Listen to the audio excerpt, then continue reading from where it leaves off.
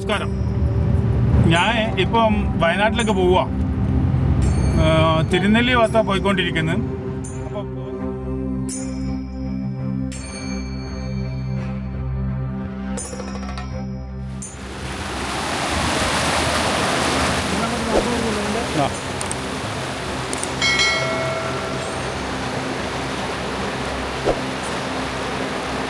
നല്ല ഒഴുക്കുണ്ട് കേട്ടോ. വെള്ളത്തിന് ആഴമുണ്ട്. നമ്മൾ വെക്കും പോലെയല്ല, ആഴമുണ്ട്. അങ്ങോട്ടൊക്കെ ആഴമുണ്ട് കേട്ടോ.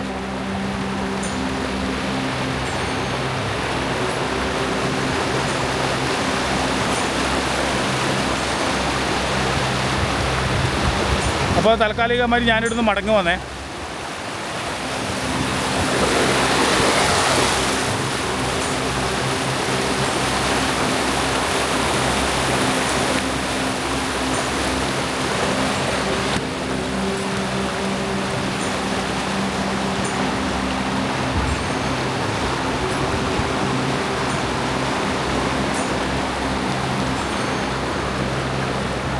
ആയില്ലേ? കമ്പി കാണിയണ്ട.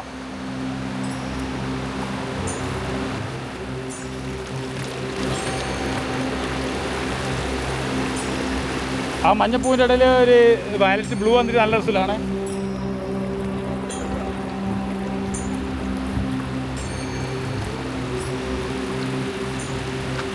ഇതൊക്കെ ഇതെടുക്ക്. വെള്ളമല്ല, പൂവൊക്കെ. നിങ്ങൾക്കൊരു പൂ കാണിച്ചേരേ. എന്ത് രസമാണെന്നറിയോ?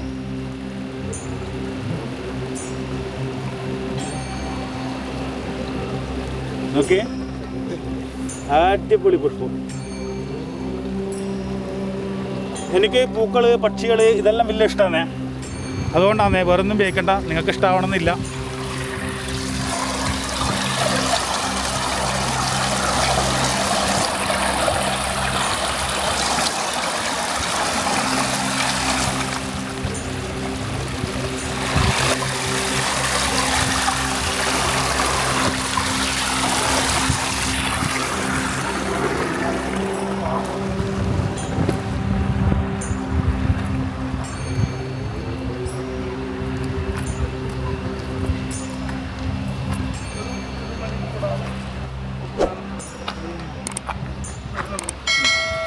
അപ്പം എന്ന് പറഞ്ഞാൽ ഈ ഒരു കൂട്ടുബന്ധം കൂടി വന്നപ്പോൾ നിങ്ങൾ ഒറ്റയ്ക്കല്ല, അതുകൊണ്ട് വീണ്ടും മനസ്സിലാക്കുക, ഒറ്റയ്ക്ക് പോരാ, വേണ്ടപ്പെട്ടത് ചെയ്യണമെന്നുണ്ടോ.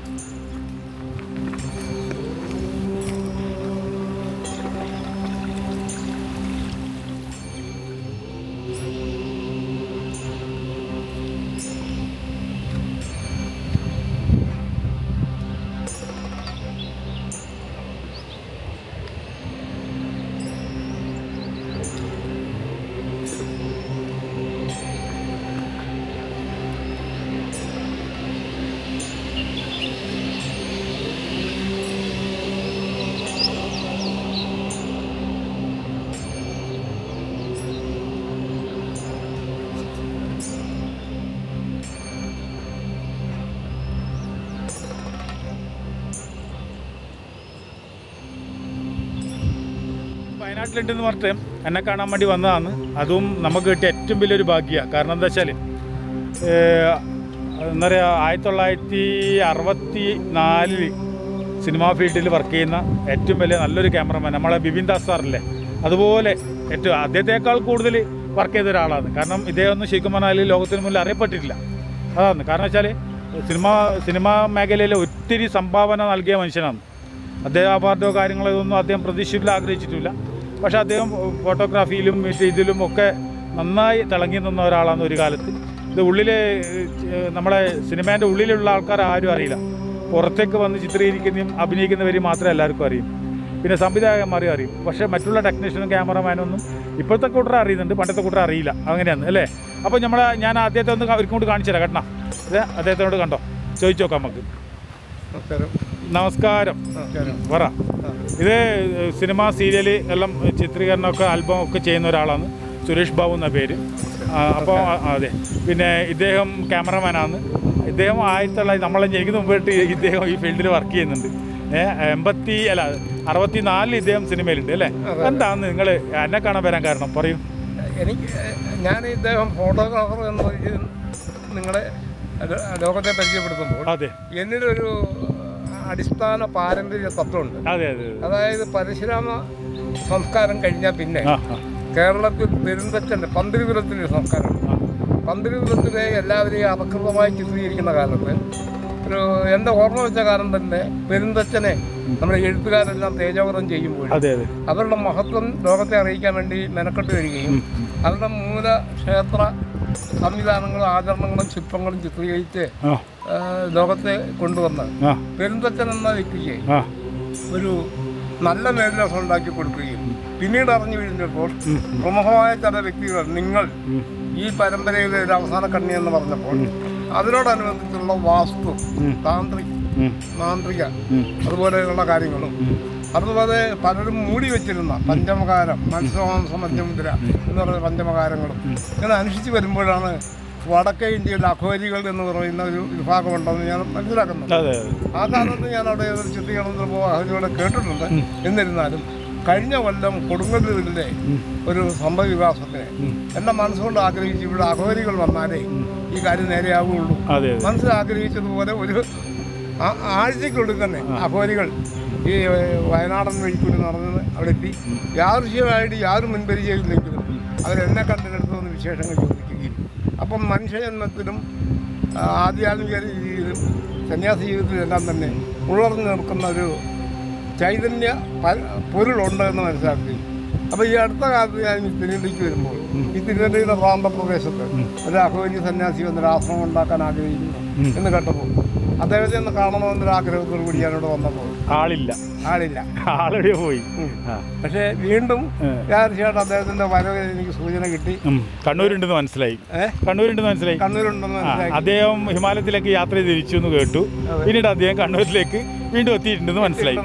അതെ. അപ്പൊ അതേപറ്റി വിവരങ്ങൾ തേടി കഴിഞ്ഞപ്പോൾ അപ്പൊ ഏതൊരു താഴെ വന്നാലേ സമ്മാനം ഉണ്ടാവുള്ളൂ എന്ന് അച്ഛൻ പറയുന്നത് അതിന്റെ പൂർണ്ണമാണെങ്കിൽ ഓരോരുത്തർക്കും വിധിക്കപ്പെട്ട ഈ മണ്ണിൽ ഇവിടെ എത്തണം. ഈ ബ്രഹ്മഗിരി മലയുടെ താഴ്വാരം എന്ന് പറയുന്നത് അവതാര പുരുഷന്മാരുടെ സംഗമ കേന്ദ്രം. നമ്മൾ ഇന്ന് വായിച്ചറിയാത്ത ഒരുപാട് മിത്തുകൾ ഇനി ഇവിടെ ലോകമറിയേണ്ടതുണ്ട്. പരമേശ്വരൻ അല്ലേ പേര്? പരമേശ്വരനാണ് പേര്. ഞാനിന്ന് ഫോട്ടോഗ്രാഫിയാണ് കൃത്യമായി തന്നെ. നമ്മളെ കണ്ടപ്പോൾ എന്ത് തോന്നി? ഞാൻ എത്തിപ്പെടേണ്ട ഒരു മേഖലയുടെ ഒരു ആശ്രയം തരേണ്ട ഒരു സങ്കേതത്തിന്, അതായത് എൻ്റെ പ്രായത്തിന് ചെറുപ്പക്കാരനെ ആശ്രയിക്കാന്ന് പറയുന്നത്. അപ്പൊ എനിക്കാണ് പ്രായം കുറവ്, അദ്ദേഹത്തിനാണ് പ്രായം കൂടുതൽ. കാരണം ആദിപൂർണമായ ശിവപെരുമാളുമായിട്ട് പോകുമ്പോൾ ശിവന്റെ മൂല അവതാര ഉദ്ദേശങ്ങൾക്ക് നോക്കുമ്പോൾ അഞ്ചാമത്തെ മുഖമായ ശിവന്റെ പഞ്ചമുഖങ്ങളിൽ അഞ്ചാമത്തെ മുഖം. പഞ്ചമുഖങ്ങൾ വരുമ്പോൾ പഞ്ചമുഖങ്ങളിൽ നിന്നാണ് പഞ്ചകാചാരി ഉണ്ടാകുന്നത്, പഞ്ചമകാരം ഉണ്ടാകുന്നതും പഞ്ചേശ്വരന്മാരുണ്ടാകുന്നതും പഞ്ചദേവിമാരുണ്ടാകുന്നതും എല്ലാം തന്നെ. അഞ്ച് എന്ന് പറയുന്ന ഒരു സമഗ്ര ശാസ്ത്ര സത്യം തന്നെയാണ്. എത്ര പ്രളയമുണ്ടായാലും പ്രകമ്പനമുണ്ടായാലും ലോകം സാധിച്ചാലും വരും തലമുറകളെങ്കിലും ഇവർക്കൊരു ബോധവൽക്കരണമാക്കാൻ ഉള്ള ഒരു മാതൃക ഉണ്ടാകുമെന്ന് എനിക്ക് വിശ്വാസം. അതായത് ഇദ്ദേഹത്തിനെ കണ്ടപ്പോൾ എന്ത് തോന്നിയെന്ന് ചോദിച്ചു കഴിഞ്ഞാൽ എൻ്റെ ധ്യാന മാർഗത്തിൽ കൂടി ദത്താത്രേയ പരമ്പരയിലെ ഒരു അവസാനം കണ്ടുപിടിയാണ്. അതിൽ കൂടി എൻ്റെ ധ്യാന മാർഗത്തിൽ പരമഹംസരെയും രമണ മഹർഷിയെയും യോഗാനന്ദ പരമഹംസയെല്ലാം രമണ മഹർഷി അതായത് തിരുവണ്ണാമലയിലുള്ള അവസാന കാലത്ത് ഇവിടെ എല്ലാ ഭാരതത്തിൽ നല്ല മാർഗം സൃഷ്ടിച്ച ആചാര്യ രജനീഷ് എന്ന പേരിൽ ഘോഷയായിട്ട് മാറിപ്പോയ വ്യക്തിയായിട്ടും ആത്മഭാവം ഇരിക്കാൻ. അപ്പോൾ എന്താ ജീവിച്ചിരിക്കുമ്പോൾ എല്ലാം പൂർണ്ണമായോ എന്ന് ചോദിച്ചാൽ പൂർണ്ണമാകണമല്ലോ. പൂർണ്ണമാകാൻ എന്തൊക്കെ ചെയ്യണം? പണ്ട് പലരും പകുതി എഴുതി വെച്ചത് പൂർണ്ണമാക്കി എഴുതി വയ്ക്കാത്തതും പറയാത്തതുമാണ് ലോകത്തിന്റെ പല നാശത്തിനും കാരണം. അത് തന്നെ ഇന്ന് ഈ വയനാട്ടിലുണ്ടായ ഉരുൾപൊട്ടല് മാധുരി ദേവൻ, ജയന്തൻ, ഭീഷണന്റെ അങ്ങനെയുള്ളതെല്ലാം കൂടെ കൂടി ഇവിടുത്തെ വരും കാലങ്ങളെ വരുന്നതിനെ പറ്റി ഞങ്ങൾ മുൻകൂട്ടി പറഞ്ഞിട്ടുണ്ട്, പത്രങ്ങൾ എഴുതിയിട്ടുണ്ട്. ജനങ്ങളൊന്നും ശ്രദ്ധിച്ചിട്ടില്ല. ഇനി ഇതുപോലുള്ള ദുരിതങ്ങൾ വരാതിരിക്കാൻ ആര് വേണം? മനുഷ്യൻ മാത്രം പ്രകൃതി വേണം. പ്രകൃതിയെ സംരക്ഷിക്കുന്ന ആധ്യാത്മിക അടിസ്ഥാന ആചാര സംസ്കൃതി കൊണ്ട് നടക്കുന്ന ഇവരെ പോലുള്ള യോഗീശ്വരന്മാർ പണ്ട് ദൈവം ഭൂമിയിലേക്ക് വന്നു എന്ന് പറയുന്നുണ്ടെങ്കിലും ആ ദൈവത്തിന് രൂപമുണ്ടോ എന്ന് ചോദിച്ചാൽ നമ്മുടെ കൃഷ്ണനും വർത്തമാനകാലത്ത് സ്വാമിയായ സായിബാബയും സിദ്ധിബാബയും എല്ലാം മനുഷ്യരൂപത്തിൽ കൂടി വന്ന് ജനങ്ങളുടെ ആദരണഭാവത്തിൽ കൂടി ദൈവമായത് തന്നെയാണ്. അപ്പോൾ അഹരി എന്ന് പറയുന്നത് അത് ശരിക്ക് അക്ഷരാർത്ഥങ്ങൾ ചിന്തിച്ചു കഴിഞ്ഞാൽ അക്ഷരങ്ങളെ വിന്യസിപ്പിച്ച് കൊണ്ടുവരുമ്പോഴാണ് ഓരോ അക്ഷരങ്ങളിലും പ്രപഞ്ചത്തിൻ്റെ ഓരോ നാഡീതരമ്പുകൾ ഇരിക്കുന്നതെന്ന് കണ്ടെത്തണം. അതിന് സഞ്ചാരങ്ങൾ ഒരുപാട് വേണം. ധ്യാനമാർഗം മാത്രം പോരാ. കാവ്യം എടുക്കും ചിലപ്പോൾ ശ്മശാനം ഇരുന്നോണ്ട് മാത്രമായില്ല. അപ്പോൾ ഞാൻ ചെയ്യുന്ന റൂട്ട് ക്ലിയർ അല്ലേ? പറഞ്ഞത് അല്ലേ? ഞാൻ ചെയ്യുന്ന റൂട്ട് ഞാനിപ്പോൾ സഞ്ചരിച്ചുകൊണ്ടാണ് ഓരോ കാര്യങ്ങളെ പറ്റി പഠിക്കുന്നു. അത് ഈ ശ്മശാനത്തിൽ എന്തിരിക്കുന്നു എന്നുള്ള ഒരു അലർജി മൈൻഡോടെല്ലാം ശ്മശാനത്തെ കാണുന്നത്. നമ്മുടെ എല്ലാ അഴുക്കുകളെയും ശുദ്ധീകരിച്ച് ശരിക്കുള്ള ഒരു എനർജി വരുന്ന പ്രദേശം കൂടിയാണ് ശ്മശാനം. ആ ശ്മശാനത്തിൽ എത്ര പേർക്ക് അറിയാം? ആർക്കും അറിയാം. ആ ശ്മശാനത്തിലെ ഗന്ധം പുക ശ്വസിച്ചു കഴിഞ്ഞാൽ ഇന്നത്തെ ആന്തരിക മാരക രോഗങ്ങൾ പോകും. ക്യാൻസർ ഉള്ളവരെ ചുട്ടിട്ടാണെങ്കിലും ശരി ആ പുക നമ്മുടെ ക്യാൻസറിനെ റിമൂവ് ചെയ്യുന്നത് എനിക്ക് അനുഭവത്തിയാണ്. അതെ അതെ. നമ്മളിപ്പോൾ വാരണാസിയിൽ നിന്ന് നമ്മളിപ്പോൾ അവിടെ കൊണ്ടുവരുന്ന ശവമൊന്നും നമ്മളൊന്നും നോക്കാറില്ല. ഇപ്പം കൊറോണ കാലത്തും പല കൊറോണ പിടിച്ച് വന്ന് മരിച്ചവരെല്ലാം ഉണ്ട്. പക്ഷെ അവിടുന്ന് ആ മാംസം ഭക്ഷിക്കുന്നവരെ ഞാൻ കണ്ടിട്ടുണ്ട്. അവിടുന്ന് അവർക്ക് ഒരു കുഴപ്പമുണ്ടായിട്ടില്ല. അഘോരികൾ എന്ന് പറയുന്നത് അഘോരികൾ വാരണാസിയുടെ നദീതീരത്ത് നെഞ്ചത്തെ ശവത്തിനെ വലിയ കൊണ്ട് അതിലേക്ക് അപ്പൊ അന്ന് എനിക്ക് ഫോട്ടോ എടുക്കാൻ ധൈര്യം കിട്ടിയില്ല എന്നുള്ളത് മാത്രമേ ഉള്ളൂ. പക്ഷെ അത് പാടില്ലായിരുന്നെന്ന് അല്ല. അവിടെ നമ്മളിപ്പം വാരണാസി കാണുന്നത് ഇപ്പം അഘോരി സന്യാസിമാരല്ല, ഭിക്ഷാന്തേഹികളാണ്. അവർ ചിലവർ അതിൽ വേഷം കെട്ടിയിട്ട് അഘോര രൂപത്തിൽ നടക്കുന്നത് മാത്രമാണ്. യഥാർത്ഥ അഘോരികൾ കാട്ടിക്കൊണ്ടിരിക്കുന്നത്. അത് നമ്മൾ ക്യാമറ സ്റ്റില്ലും കൊണ്ട് പോയി കഴിഞ്ഞാൽ, സ്റ്റില്ലെടുക്കാൻ പോയി കഴിഞ്ഞാൽ ഒരിക്കലും നിങ്ങൾ അതിൽ പതിയില്ല. അങ്ങനെ അത് മാത്രമല്ല, അവരെ കൈമ കിട്ടിക്കഴിഞ്ഞാൽ അവർ വെറുതെ വിടുകയില്ല. അപ്പോൾ ചോദിക്കും എന്നാ ചെയ്യാം ചിലവർ ചുട്ടു മറന്നവരാണ്. നിങ്ങൾ നാടിയിലായിരുന്നു സ്ഥലത്ത് ചുട്ടിയിട്ട് പോയി കഴിഞ്ഞിട്ടുണ്ടെങ്കിൽ അത് ഇന്നത്തെ ആഭിചാരക്രിയ ഒന്നും ചെയ്യണ്ട. അത് നോക്കിയാൽ മാത്രം അടിയോട്ട് മുടിയോരോ നിങ്ങൾ ഏത് പോയിന്റിലാണ് അവരുടെ ആൾക്കാരുടെ ആർക്കും നിർണ്ണയിക്കാൻ കഴിയില്ല എന്നുള്ളതാണ് വേറൊരു കാര്യം. ഈ കേരളത്തിൽ നിന്നുകൊണ്ട് എങ്ങനെ പഠിച്ചു എന്ന് നോക്കിക്കഴിഞ്ഞാൽ അത് നമ്മുടെ പരമ്പര. അതായത് ഈ പന്തിരുപത്തി ഭ്രാന്തനും ഉണ്ടായിരുന്നു, അതെ, പാണനും ഉണ്ടായിരുന്നു, പാക്കനാരും ഉണ്ടായിരുന്നു. അതിനെ മൂന്നായിട്ട് തിരിച്ചു. രാമവംശം പന്തീര് കുലത്തില് ബ്രാഹ്മണനുണ്ടായിരുന്നു, ഭ്രാന്തനുണ്ടായിരുന്നു, പാക്കറും ഉണ്ടായിരുന്നു അല്ലേ? പക്ഷേ എന്നോട് എഴുത്തുകാരൻ ചോദിച്ചു തച്ചനും ഉണ്ടായിരുന്നു. പക്ഷേ അല്ലേ, തച്ചനുണ്ടായിരുന്നില്ലേ? ഈ അടുത്ത കാലത്ത് ഒരു പ്രസിദ്ധനായ എഴുത്തുകാരൻ എന്നോട് കവിയും ഉണ്ടായിരുന്നു, ആര്? കാളിദാസൻ. പക്ഷെ ഇതെല്ലാം ഒരിതിലേക്കൊന്നും സന്വേഷിപ്പിച്ച് വരുമ്പോൾ മറ്റുള്ളവരൊന്നും പോകും, പത്തൻ വീണ്ടും ഒറ്റയ്ക്കാകും. അതുകൊണ്ട് നമ്മളെ യാത്രക്കിടയിൽ അനേകം പേരെ കണ്ടു കൊതി തീർന്നിട്ടില്ല. അപ്പോഴേക്കും അവർ നമ്മൾ വിട്ടുപോയി കളഞ്ഞു. അപ്പോൾ അതുകൊണ്ട് അനേകം പേരെ കാണാൻ ഭാഗ്യം ലഭിച്ചു. പിന്നെ അങ്ങനെപ്പോലുള്ള പുണ്യാപിന്നെ ആത്മാക്കളെ കാണാൻ സാധിച്ചു. ഇപ്പോൾ ക്യാമറ പിടിക്കുന്നതൊന്നും എനിക്കറിയില്ല. ഞാൻ ഈ വീട്ടിൽ ഉള്ള ആളുമല്ല. ഞാൻ ഇത് എൻ്റെ ഈ യാത്രക്ക് പോകാൻ വേണ്ടി, എനിക്ക് ഓരോ സ്ഥലങ്ങളിൽ യാത്ര ചെയ്യാൻ വേണ്ടിയിട്ടും അവിടുത്തെ നെഗറ്റീവിനെ ഇല്ലാതാക്കി പോസിറ്റീവ് ഉണ്ടാക്കുക എന്നുള്ള ഉദ്ദേശമാണ് എനിക്ക് തന്നെ ഉപദേശവും സന്ദേശവും. കാരണം എന്താ വെച്ചാൽ ഒരാൾക്ക് ഓരോ ഡ്യൂട്ടി ഉണ്ട്. അത് നിങ്ങൾ അറിയുന്നില്ല മാത്രം. കാരണം നിങ്ങൾക്കൊരു ഡ്യൂട്ടി ഭഗവാൻ തന്നു, ഇവർക്കൊരു ഡ്യൂട്ടി വേറെ തന്നു. എനിക്ക് ഡ്യൂട്ടി പൂജിക്കാനല്ല. എന്നെയാണെന്ന് വെച്ചാൽ ഈ ലോകത്തിൽ ഇറങ്ങി നടക്കുക, ലോകത്തിന്റെ നെഗറ്റീവ് ഇല്ലാതാക്കുക. പൂജ എന്നൊരു ഘടകം എന്ന് പറഞ്ഞാൽ പൂജ എന്ന് പറഞ്ഞാൽ പോസിറ്റീവ് ഉണ്ടാക്കാൻ വേണ്ടി ക്രിയേറ്റിവിറ്റി മാത്രമാണ്. പൂജ എന്ന് പറയുന്നത് ആ ദേവത, ആ സങ്കല്പത്തോട് നമ്മൾ പ്രവാമ്യം പ്രാപിച്ച് അതിനെ കൊന്നാകുക എന്നുള്ളതാണ്. അതെ. അപ്പം അങ്ങനെ എന്തായാലും ഈ അസുരരെ കണ്ടുമുട്ടുമെന്നാണ് എൻ്റെ മനസ്സ് പറയുന്നത്. അത് ചിലപ്പോൾ എൻ്റെ ഈ യാത്ര ഈ വാരണാസിയിലൊക്കെ ഗംഗയിലേക്കായിരിക്കും. ആ ഗംഗയ്ക്ക് നാട്ടിൽ തന്നെയുള്ള നമുക്ക് കാണാം അല്ലേ? അതാ പറഞ്ഞേ. ഇതെന്ന് വെച്ചാൽ പരമേശ്വരൻ സാറാണ്.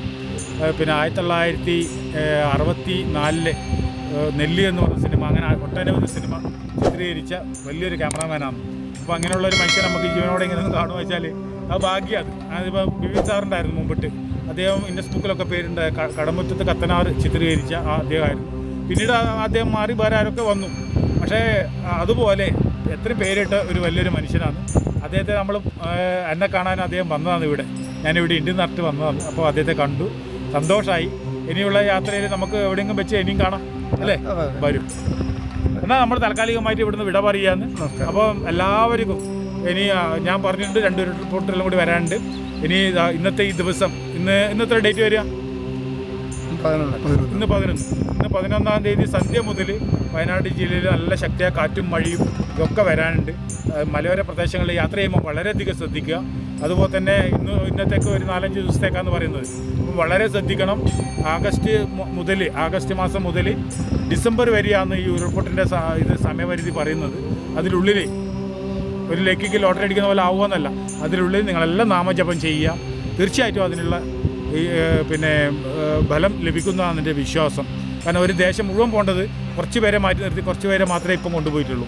അപ്പോൾ അത് അങ്ങനെ പോയത് തന്നെ വളരെ സങ്കടവും വിഷമവും മനപ്രയാസവും ഉണ്ടാക്കി. അപ്പോൾ ഇനി അവർ ഛിന്നഭിന്നമായി പോയ അവരെ ഒന്ന് കൂട്ടി യോജിപ്പിച്ച് അവരെ ഉത്തമമായ സ്ഥലത്ത് അവരെ വീണ്ടും ആ ലക്ഷ്യസ്ഥാനത്ത് എത്തിക്കാൻ വേണ്ടി നമ്മളെല്ലാവരും പ്രയത്നിക്കണം. അവർക്ക് ഒത്തിരി പേർക്ക് വീട് പോയിട്ട് അവരിടുന്ന വസ്ത്രം പോലും അവർക്കില്ല, അവരുടെ കയ്യിലൊന്നുമില്ല, ഒരു ചായ കുടിക്കാൻ പോലും ഇല്ല. അപ്പോൾ നിങ്ങൾ എന്തായാലും നിങ്ങൾക്ക് പറ്റുന്ന സഹായങ്ങൾ നിങ്ങൾ കേരള ഗവൺമെൻറ്റിലേക്ക് നിങ്ങൾ അതിനുള്ള സംഭാവനകളും കാര്യങ്ങളും ചെയ്യുക. അത് മാത്രമല്ല, നിങ്ങൾക്ക് പറ്റുന്ന സഹായങ്ങളും ഉണ്ടെങ്കിൽ അതും ചെയ്തു കൊടുക്കുക. കാരണം നമ്മൾ ആരും ഇവിടെ വരുമ്പോൾ ഒന്നും കൊണ്ടുവന്നിട്ടില്ല, തിരിച്ചു പോകുമ്പോൾ ഒന്നും കൊണ്ടുപോകില്ല. ആകെ കുറച്ച് സമയം നമ്മളെല്ലാവരും ഉള്ളൂ.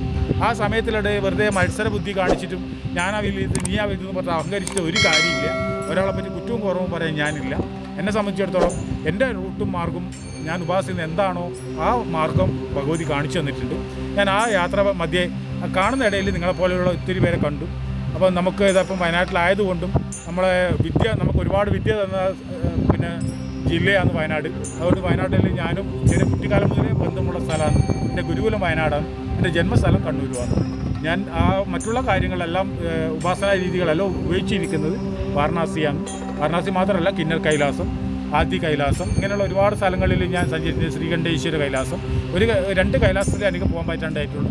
മണികർണ കൈലാസവും മാനസരോവര കൈലാസം. ഈ 2 കൈലാസം മാത്രം പോകാൻ പറ്റിയിട്ടില്ല. ഇന്ത്യയിൽ എല്ലാ സ്ഥലത്തും പോയിട്ടുണ്ട്. കേദാർനാഥ്, ബദ്രിനാഥ്, അമർനാഥ്, ഇങ്ങനെയുള്ള എല്ലാ സ്ഥലത്തും സഞ്ചരിച്ചിട്ടുണ്ട്. അപ്പോൾ നിങ്ങളെ കാണാനും നിങ്ങളെ ഈ കാര്യങ്ങളൊക്കെ പറയാനും സാധിച്ചതിന് ഒത്തിരി സന്തോഷം. ശിവോഹം. നല്ല മഴ വരുന്നുണ്ട്. ശുഭയാത്ര.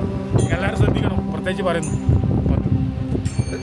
അപ്പോൾ ഇദ്ദേഹം പറഞ്ഞതുപോലെ തന്നെ ഈ വയനാട്ടിൻ്റെ ദുരന്ത പ്രദേശങ്ങളെയും നമ്മളെല്ലാം കേട്ടറിവ് വന്നിരിക്കുന്നത് കൊണ്ട് എല്ലാവർക്കും ഇനിയും പുനർജീവിതവും ആശ്വാസവും എല്ലാം ലഭിക്കാൻ നമ്മളെ കഴിയുന്നതും ജഗദീശനെ കഴിയുന്നതും ലഭിക്കട്ടെ എന്ന് പറഞ്ഞുകൊണ്ട് നന്ദി, നമസ്കാരം.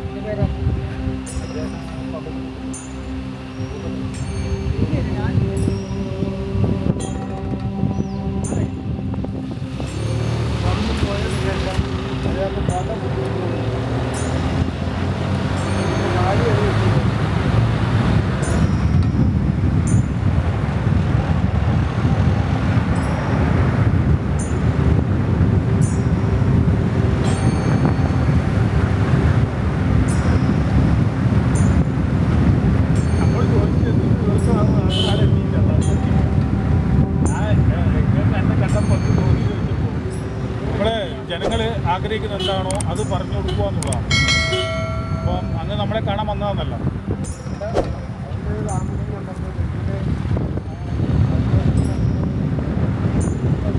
അതെ ഞാനത് ആവർത്തിച്ചതിന് വീണ്ടും നമുക്ക് ഞാൻ ചെയ്തിട്ട് ശങ്കരാഭരണ സിനിമ ഇറങ്ങി. അതിനകത്ത് ശാസ്ത്രീയ സംഗീതം അതുപോലെ ചെയ്യാൻ ഇന്ത്യൻ സിനിമയ്ക്ക് കഴിഞ്ഞിട്ടില്ല. വീണ്ടും അതുപോലെ ചെയ്യാൻ ആരെങ്കിലും പരിശ്രമിക്കുന്ന പോലെ തന്നെയാണ് അതും ഒരു ഭാഗം വന്നു മാത്രം. അത്രയേ ഉള്ളൂ. ഇതുപോലെ ഒരുപാട് ഘടകങ്ങളുണ്ട്. ഈ ലോകത്തിൽ, പ്രപഞ്ചത്തിൽ, നമ്മുടെ ജീവിതത്തിൽ നമ്മുടെ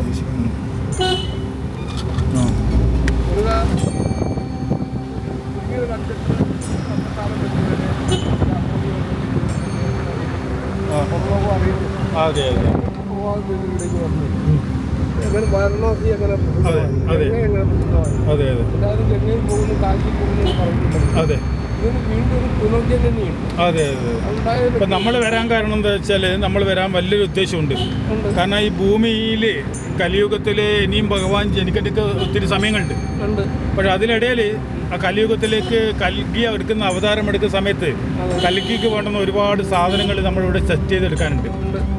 അതിന്റെ ഭാഗമായി ചില ആൾക്കാര് പ്രപഞ്ചത്തെ അറിയാൻ, ഈശ്വരനെ അറിയാനൊക്കെ പരീക്ഷണം വേണം. അതെ. അപ്പം അത് ചെയ്യാൻ വേണ്ടിയാണ് നമ്മളിപ്പോൾ നിയോഗിച്ചിട്ടുള്ളത്. അപ്പോൾ നമ്മളിപ്പോൾ അങ്ങനെ മശാനത്ത് വന്നിരിക്കുന്നത് ദൈവത്തിൻ്റെ പേരും പറഞ്ഞ് കുറേ ഭാഗം കൊള്ളയും ശിവരിയും തട്ടിപ്പും. വയനാട്ടിൽ തന്നെ അതെ അതെ മസാല സേവ എന്ന് പറഞ്ഞ് അതെ അതെ ജനങ്ങളെ തട്ടിക്കുന്ന